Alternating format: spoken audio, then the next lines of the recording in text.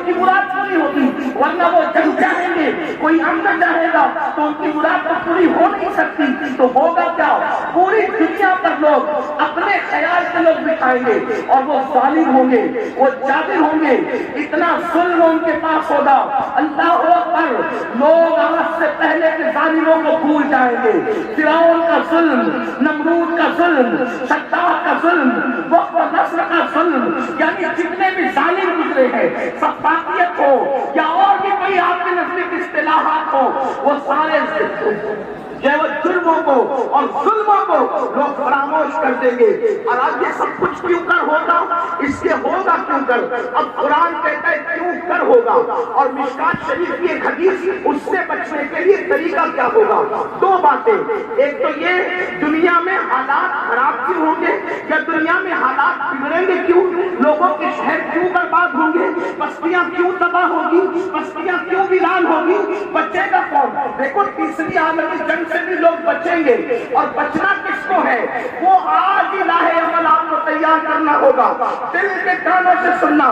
قرآن کہتا ہے وَمَا أَصَابَكُم مِّن مُّصِيبَةٍ فَبِمَا كَسَبَتْ أَيْدِيكُمْ، میرا اللہ فرماتا ہے کہ تم پر جو بھی مصیبت آتی ہے، تم پر جو بھی تکلیف آتی ہے، وہ تمہارے گناہوں کے سبب سے آتی ہے، وہ تمہارے گناہوں کی وجہ سے آتی ہے۔ اب پتہ چلا اللہ اکبر، بڑی بڑی بیماریاں اکثر لوگوں کو گناہوں کی وجہ سے، یہ نہیں کہتا کہ ہر بیمار گناہگار ہوتا ہے، ایسا نہیں کہتا، لیکن اکثریت کی بات کرتا ہوں۔ اللہ اکبر، یہاں پر میرے رسول کی دکھیاری امت کے لوگ موجود ہیں، خواتین ہو یا حضرات، بچے ہو یا جوان، کوئی نہ کوئی دکھ میں مبتلا ہے، سب کے دکھ الگ الگ ہے، لیکن آؤ آج دکھوں کا مداوع تلاش کریں، آج دکھوں کا حل تلاش کریں، آج تکلیفوں کا حل تلاش کریں۔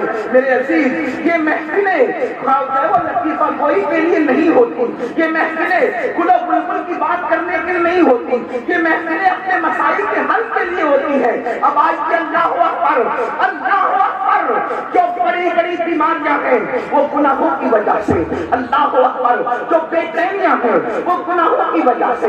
آپ کہتے ہیں نا مجھے سکون کی نیند نہیں آتی، گناہوں کی وجہ سے، قرآن کہہ رہا ہے گناہوں کی وجہ سے۔ آپ کہتے ہیں اولاد نافرمان ہو گئی، گناہوں کی وجہ سے۔ اللہ اکبر، آپ کہتے ہیں میرا بزنس سرد پڑ گیا، گناہوں کی وجہ سے۔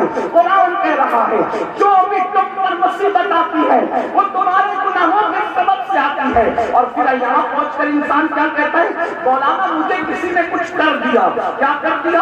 چین کی نیند نہیں آتی، کسی نے کچھ کر دیا، بیٹی کو رشتے نہیں آتے، کسی نے کچھ کر دیا، دھندا اچھا نہیں چلتا، کسی نے کچھ کر دیا، دل مطمئن رہتا ہے، کسی نے کچھ کر دیا، ذہن ٹینشن میں رہتا ہے، کسی نے کچھ کر دیا۔ یاد رکھو جب تک اپنے جرائم کو دوسروں کے سر تھوپتے رہو گے، کسی نے کچھ نہیں کیا۔ قرآن کہتا ہے تیرے کرتوت کی وجہ سے یہ تیری تکلیفیں ہیں، یہ تیری مصیبتیں ہیں۔ جب یہ آیت کریمہ نازل ہوئی، جب یہ آیت پاک نازل ہوئی، تو اللہ کے رسول صلی اللہ علیہ وآلہ وسلم، اللہ کے حبیب علیہ الصلوۃ والتسلیم جو ہے، اللہ اکبر، آیت کریمہ کی تشریح کرنے لگے۔ اللہ کے رسول علیہ السلام اس آیت کی تشریح کرتے ہیں، اب دل کے کانوں سے سننا۔ اللہ کے حبیب علیہ السلام فرما رہے ہیں کہ دیکھو اللہ فرماتا ہے جو بھی تم پر مصیبت آتی ہے وہ تمہارے گناہ کی وجہ سے۔ اب آقا اس کو سمجھاتے ہوئے فرماتے ہیں کہ تمہارے جسم میں جو کھجلی آتی ہے، یعنی کبھی کبھی جو تمہارا جسم کھجاتا ہے، وہ کھجلی بھی تمہارے گناہ کی وجہ سے آتی ہے۔ مطلب کیا کہ اگر مسلمان گناہ نہ کرے تو کبھی اس کو کھجلی بھی نہ آئے۔ آپ اندازہ کریں، مسلمان اگر گناہ چھوڑ دے اس کو کبھی کھجلی بھی نہ آئے۔ پتہ کیا چلا؟ آقا فرما رہے ہیں تمہیں جو کھجلی آتی ہے وہ تمہارے گناہوں کی وجہ سے، جو تمہارا جسم پھڑکنے لگتا ہے وہ تمہارے گناہوں کی وجہ سے۔ فرمایا گیا اللہ اکبر، جو تمہیں ٹھوکر لگتی ہے، ٹھوکر وہ تمہارے گناہوں کی وجہ سے، جو تمہارے پیر میں کانٹا چبھتا ہے وہ تمہارے گناہوں کی وجہ سے۔ مطلب کیا؟ اگر مسلمان گناہ نہ کرے زندگی میں کبھی اس کے پیر میں کانٹا بھی نہیں چبھے گا۔